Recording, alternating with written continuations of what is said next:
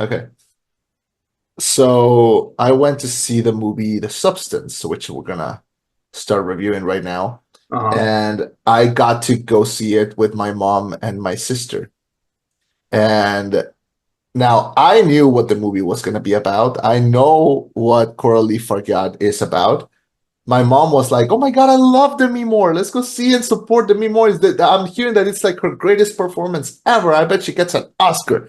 And my sister was like, I was like, yeah, that looks pretty cool. I like Margaret Qualley. I liked her in other stuff. I'm down to see it. Hell yeah. And I went like, you have no idea. You have no idea what's coming. And I look like that. Have you ever seen that meme of the guy that's looking at the window and he's like, yeah, yeah, sickos. Like, have you seen that one? No, but No? Just look up sickos meme and you'll see what I'm talking about. Um, no, I know. Yeah, Uh, it's just a guy who's like, yeah, just standing in the window, just like, yes. That's how it felt to watch that movie, an experience that you gotta experience in a packed theater, and I think that's gonna be fun. I don't know how your experience went. Did you go by yourself? Did you take Nikki? Like, what's? I'm by myself, and I'm glad I did because this movie has some problems. Not so much problems like like production wise, but I'm talking like there's some fucked up shit in this movie. There's some, and who else? Who's better to talk about? The feminist topics in this film than two almost 30, arguably Anglo men. Like, because clearly we can give the best input on this one, right? Well, either way, we're gonna do it. Let's jump right into it. Let's fucking go.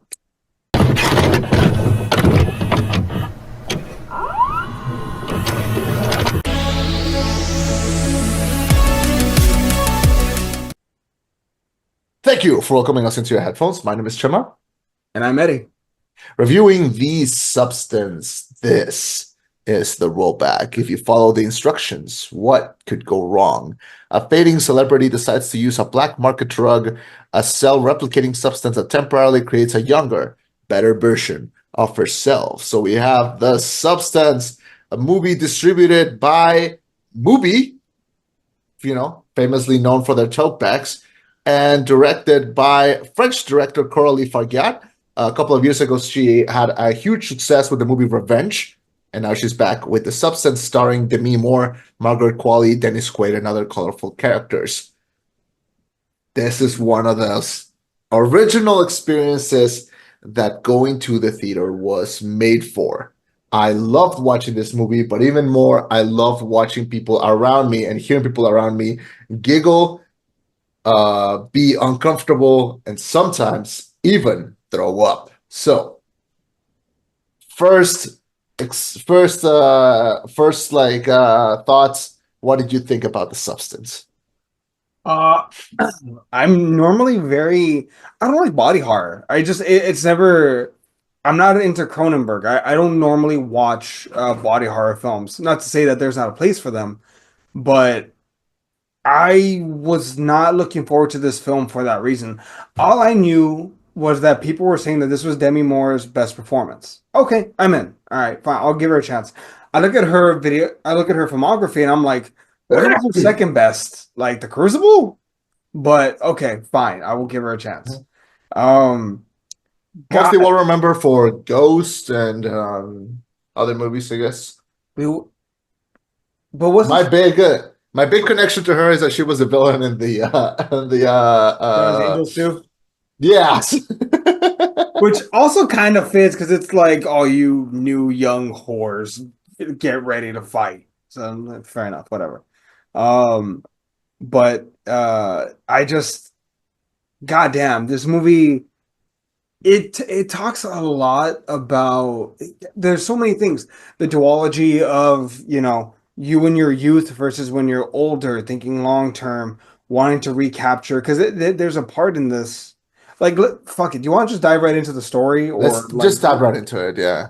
So let's Yeah. start with the very beginning that sets everything up. So Demi Moore plays Elizabeth Sparkle, who apparently, like, she gets a star on the Hollywood Walk of Fame.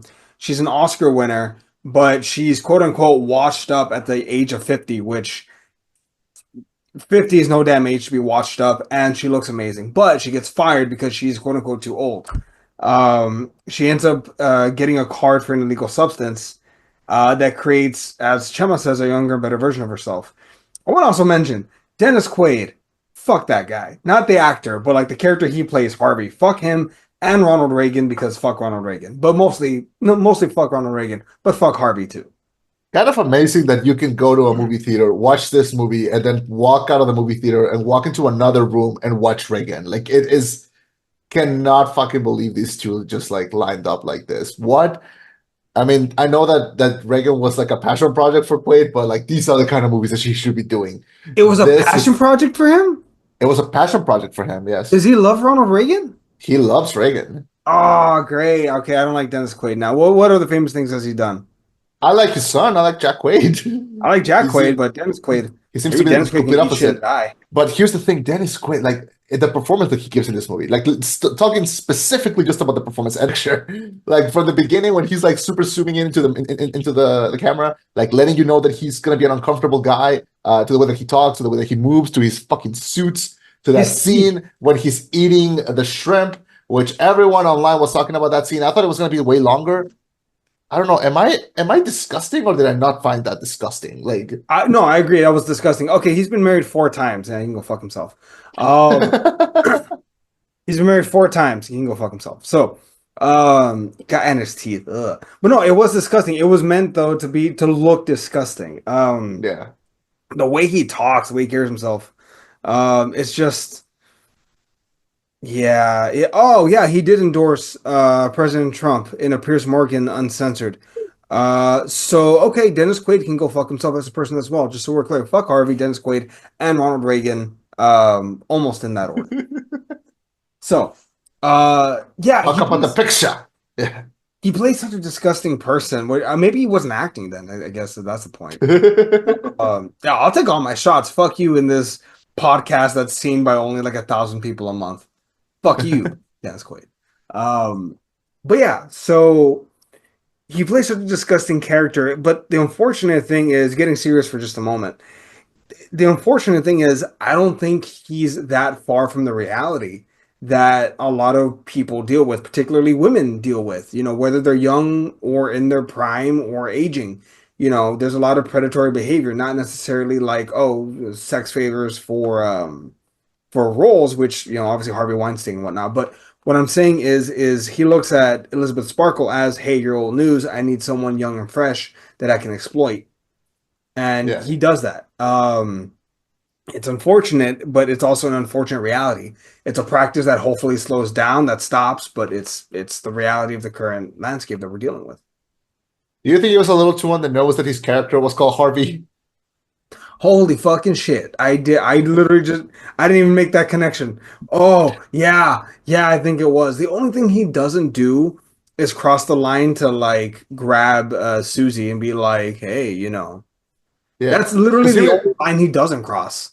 because even then he has a moment where he like says something like here, take this book. My wife loves it. God, I love my wife. And then he like leaves.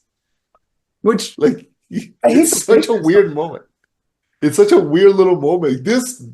I kind of love that he played it as like weird little guy. I love a weird little guy in a movie. So that was fun. But as much fun as he is, just as a side character, the main focus is Demi Moore and Margaret Qualley. I think more Demi Moore because she's in the movie way more. Yeah. Uh, Boom. But puns. Demi, Yeah, Demi Moore looks good in the role. She clearly is having I think she got to like pull a lot from like mhm, real life for this mhm, character. And but I also like that a lot of it was quiet, like a lot of her anger, a lot of her pain was quiet until it wasn't.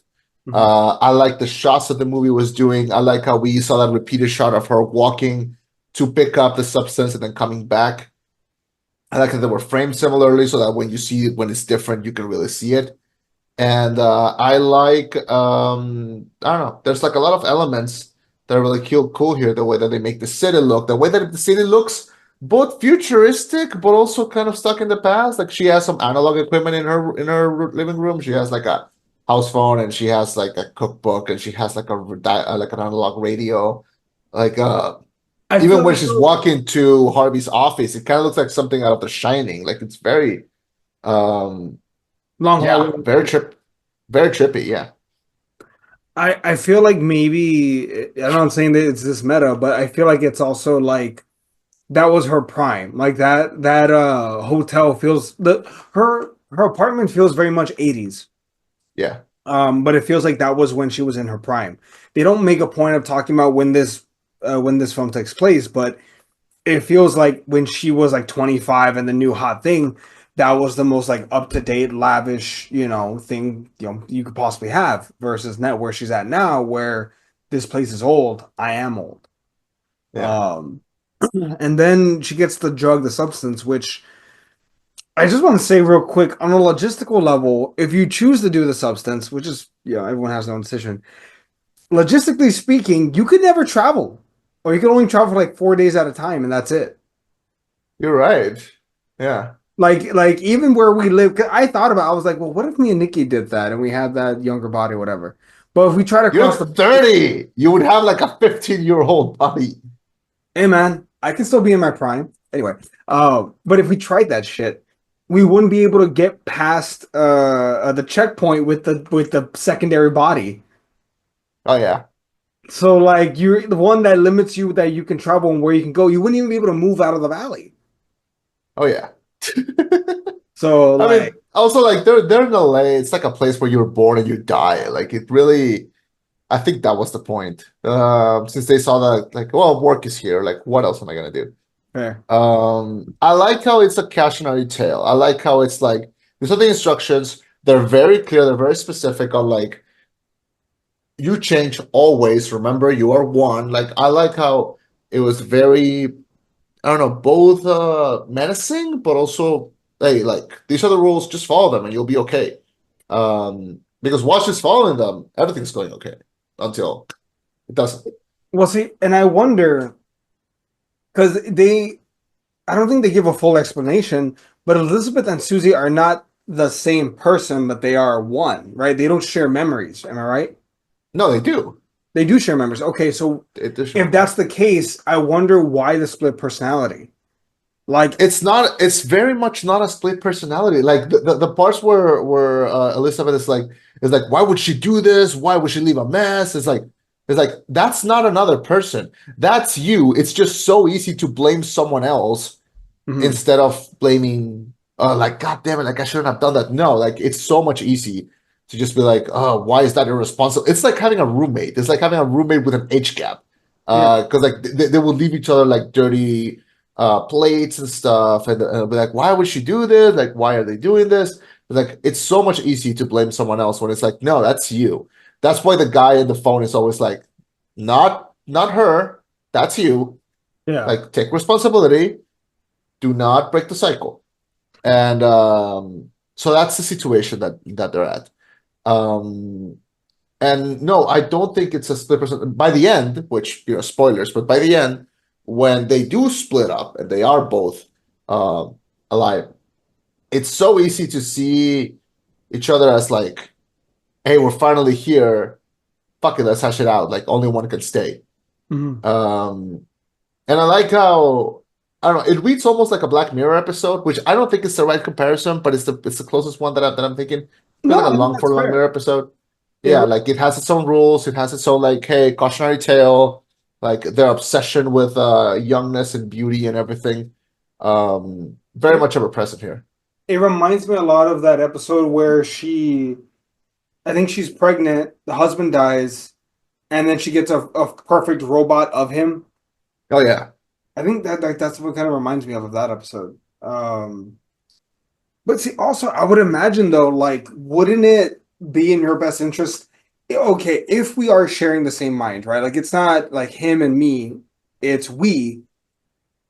Okay, I would assume it would be in my best interest to keep older version of me alive because I need that substance to be active.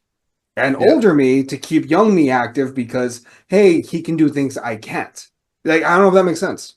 That's what a responsible person does. This is not a responsible person. That's They fair. have they have one little pull at something good and they go right at it. It's an obsession. It's like a drug almost. That's And fair. kind of like thinking like, I just, if I overdo it like one more time, It's fine if I just do it one it's more fun. time. It's fine. It's like someone saying it's my last cigarette ever. Like, relax. It's like it's not. It's not going to be. Yeah. So it's kind of like that. I don't know. And no, I do know. It's exactly like that. And yeah, so that's the situation where we're at. And like I mentioned, Demi Moore is there. Let's talk about Margaret Qualley, who plays like the younger Susie Elizabeth, or play Sue. Sue.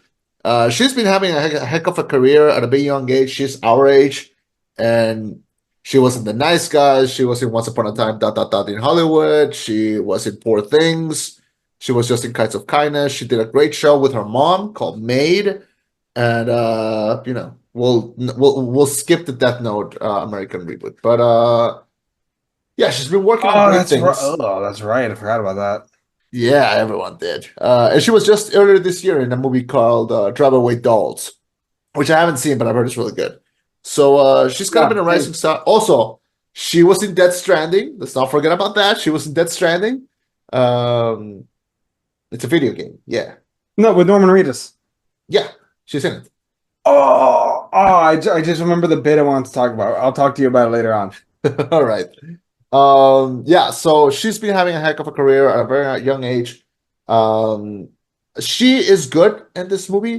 We get to see, her. I think she's a little limited in what she gets to do. She kind of stands there and look pretty and just like do the exercise scenes and go back.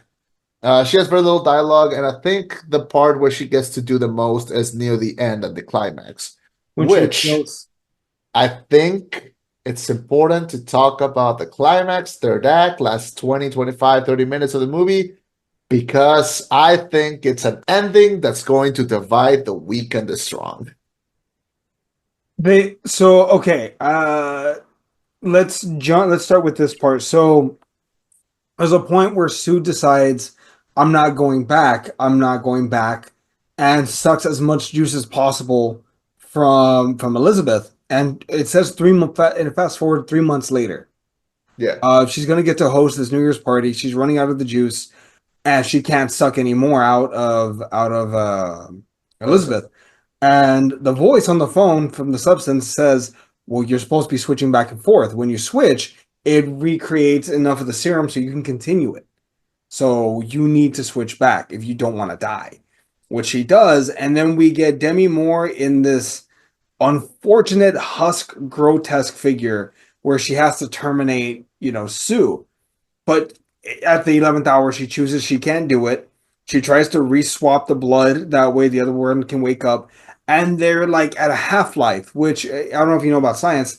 Half-life dictates that any copy can only be at best half as good as the original, right? So if I clone, fucking this energy drink, right?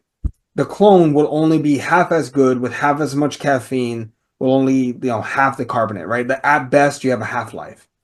And then in theory, if you clone that can, it will only be a quarter or half of that, and so on and so forth. Yeah. So they're fighting, um, they're fighting each other. And there's a big scene during that fight, during that scuffle between Elizabeth and Sue, where Sue's holding Elizabeth to look in the mirror, and Elizabeth almost looks at Sue with envy, whereas Sue looks at Elizabeth like you're pathetic, you're nothing. Yeah. Yeah. Which, Jesus Christ, that's a harsh scene. Which, by the way, we have to give a shout out. I think the real star of that movie is that team that did the makeup and the VFX. Like that work that deserves Oscars because that suit, the way that they made Demi Moore look, uh, fuck, hang it in a museum, man. That's what the pictures were made for scenes like that. It's like when I saw the walrus and Tusk. It's like fuck yes, like See, I'm give like, it to no, me. no, thank you. Yeah, I'm like because it made it look seamless. It didn't feel like a suit. It feels like well, obviously, like that's what's gonna happen now. And she was the way that she was walking, the way she moved. looked very natural. It looked creepy. It looked fucking astounding, man. Yeah, that's the moment where it's like when we talked about Malignant, like when the twist is revealed in Malignant, and I told you that it felt like going down a roller coaster. It's kind of Yeah. like that. Like the second that that thing showed up, I'm like, fuck yes, like yes, that made me feel better because I didn't get to see Malignant in theaters. I had to see it at home. Uh, See, yeah, is it just me, or is it kind of a cross feeling where it's like, I read someone mention that it reminds them of like almost like a Stanley Kubrick level of like, what the fuck is going on with this? definitely. I'm inclined to agree, but let me ask you this also. Did you feel the uncomfortableness when we saw all the men ogling Sue? Because I don't know about you, but that made me more uncomfortable than any of the grotesque like special effects. I mean, yes, but also like, what am I supposed to do? Like, get upset that they're ugly? Like, I can't delete all the nastiness in the world as much as I want to. So I hate to say that it's like something that I don't know, almost expecting to happen. Mhm. Like, it doesn't make me as like it does make me upset, but it's like I'm almost numb to it, and it sucks Mhm. because I shouldn't be. But it's like there's like a part of me that's like I've seen movies like this before. I know they're gonna get their comeuppance, But they don't. so they don't, which kind of sucks. But it's not a movie about them. It's a movie about the cautionary tale of this woman and the problem that she gets into by overdosing on this substance. So I don't know. I wasn't disgusted by the creature. I was kind of fascinated by it. I was like, "Fuck yeah! I want to know how this thing works." Because the Well, second when it shows up in that auditorium, and there's like a little hole that like opens up and like a whole boob comes out, it's like, "Oh yes, Andrew I starts. love cinema!" Like yes, Dude, when she started pulling out her own teeth, just oh yeah. ah, mm-mm, mm-mm. No, thank you. No, Very thank you. No, thank you. effective. Love that. And I like how it ended up on this like fight between like between the two of them, which ended up being like okay, she kills Elizabeth, and then she takes a substance again, which is not supposed to. And then we get another creature, a big, giant, but what the fuck looking thing that just hang it in the loop. I So, love it. Loved it so much. um, do you think part of this is also the fact that to try and talk about like the ugliness that happens, like her, I don't mean to be mean when I say this, the ugliness on the inside finally came out on the outside? It might be. It could be. It's hubris. It's what it is. It's like every time that she would call the guy, the substance guy, and she would be like, "Hi, it's Elizabeth Sparkle," and there'll be like a silence, and she'll be like, "I'm 503." And he'll be like, "Yes, of course. Like, yes, how can I help you?" Like, Yeah. it's like there's a hubris to her. Like Mhm. she thinks it's like remember when we saw Maxine and she kept saying like I will not take a life I will not deserve. It's kind of like that where she's like, oh well, even if something goes wrong, she's like, well, how do I? Well, immediately like, okay, how much do I pay to fix it? Or like, what? Can you send me something to fix it? And he goes like, of course it's not, it cannot be fixed. And he would offer like, do you want to stop? Like, if you want to stop, we can stop. And even when he says like, okay, you can stop, and she goes like, if I stop, will I like go back to normal? And he goes like, "No, of course not. Like Yeah. all of these decisions were made by you. Mhm. Um, it's a monkey paw situation, like she abused whatever power that she got. She was given very clear rules, and she decided to not follow them just to like what bang a biker. Which I mean, at the very least, it was only one of her fingers, but like she had, okay, that's your lesson. Yeah. Never fuck with it again. Or maybe if you want to fuck with like when you have to change, dial it back by an hour each time. Like slowly, in slow increments, dial it back. But whatever. Um, Yeah. at one point, and I was really cheering for her. She could have gone on a date Oh yeah. with Fred, and I so badly wanted her to go on that date and find some solace for her own, and be like, you know what, I do deserve happiness, but she just can't. She can't let it go, which is nuts because and again, I read this in another article. They feel like this movie does a very good job of giving the perspective of a woman when it comes to aging, even if they haven't yet. Even when you're 20, you notice things like, oh God, I missed this when I was 15. When you're 30, I missed this when I was 20. When you're 50, I miss, when I was 30 and I could do this. There was a point where um Sue, right after Elizabeth becomes Sue, she's doing all these stretches and like running around and like it seems like she's enjoying things that she could do that she couldn't do now, right? I'm too old to be able to be this flexible anymore. Mhm. But in her youth, she's in her prime. I can do anything. There's almost that unfortunate of like there's a gift there as far as like, hey, your body's back in its prime. You can do things you haven't been able to do in 20 years. But instead of focusing on what she can do and enjoying herself, it's no, I need to be on the top again because my only value comes from people looking at me rather than me finding my happiness for myself. Yeah. I'm not trying to mansplain and be like, girl, if you want to be happy, just do this. I'm not trying to do that. But as someone who can say, hey, I'm older than I used to be and I'm smarter than I used to be, find happiness in yourself because if you can't be happy on your own, you're never going to be happy with someone else. Like, find what makes you happy. Yeah, and I think there's a few moments at the end near the end of the movie where I think the message. Look, I like a subtle message. I like to be shown. I don't like to be told. And I think there's a few moments near the end, especially where they really hammer on the message and they really try to come back and repeat repeat scenes and give a little bit give a few flashbacks. And I think those are effective to a certain degree, but I think it ended up this is the only part that I didn't love about the movie. It's where when they start really pushing to the message like, see, this happened because you played too dirty and because and oh, the world is ugly and we're not gonna want ugly people in it. And it's like, yeah, I know that, but like, you're telling an audience that, a person who can read can get that message. So I don't like when movies get like too blunt and specific with their message. I like to, piece it together.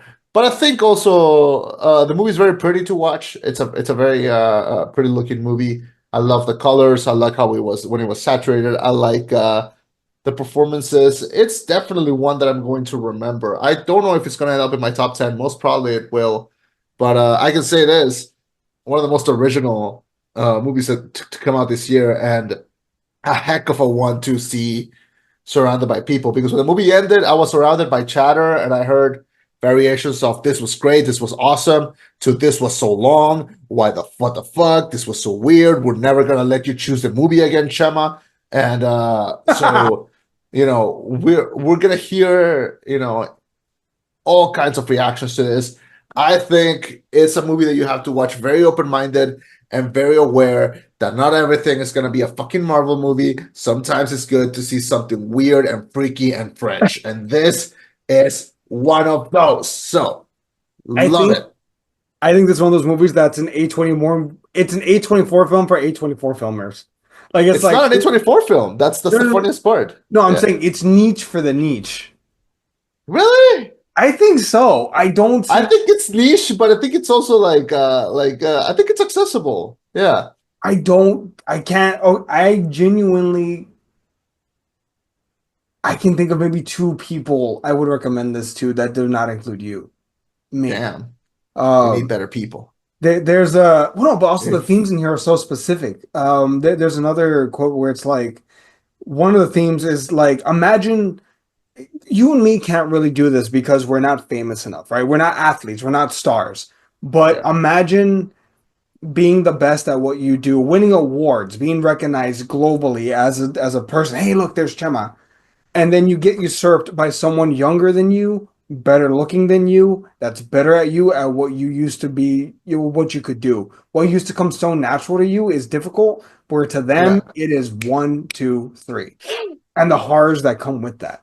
I also heard something where it's like this ugly fusion of Miss Dr. Jekyll, Mr. Hyde meets Showgirls, the grotesqueness of all of this, and it's just the ugliness of the beauty standards that we have. Just god damn, there's so much going on in this. I don't know if it's accessible though. Again, that's kind of hard to say. I think it's a good middle point. I think if all you watch, if there are, if you're obsessed with film Twitter like me, you know that there's been some new well, keywords that have been that they've been used, and there's an insult where they just go like, "Oh, you're one of those 3 movies a year kind of guy, aren't you?" One of those It's what? like 3 movies a year kind of guy, aren't you? Oh, That's like, well, what do you watch? Like 2 superhero movies and maybe like a third superhero movie, and it's like, yeah, it's become like an insult. That and moth people has become have what's become a like moth insults. people? A person who cannot put down their fucking phone in a movie theater. Oh, fair enough. Yeah. So yeah, call those the moth people. Um, but yeah, no, this was great. This was very Cronenberg, very a good way to end Brad's summer. Very mindful, very demure, very what? Did you say Demi Moore? I said very demure. But isn't it Demure? Demure. Is it Demure? Brad Summer. Huh? Brad Summer. Puppy that. Fuck you. Anyway, this is a movie where like we're so back. We're so back to the point where we've actually begun to move forward. This is a win for cinema. It's movie's highest released, biggest release, which I'm glad for movie. You know, send me a tote back, you bastards. And yeah, no, this was great. Lynchy and Cronenberg. There's a lot of you can definitely tell this was directed by a French person because they do not play around. They do not go around the pitch. They go straight for it, and I like it. I want to see the people that worked on this movie on that on the creature effects and on the makeup. I want to see them win awards. Those I think are the biggest. Like, if you're interested in VFX or in like makeup or like creature, like watch this. Like, I think that's like that's a good ticket. Does Demi win? Does Demi at least get nominated? Do you think?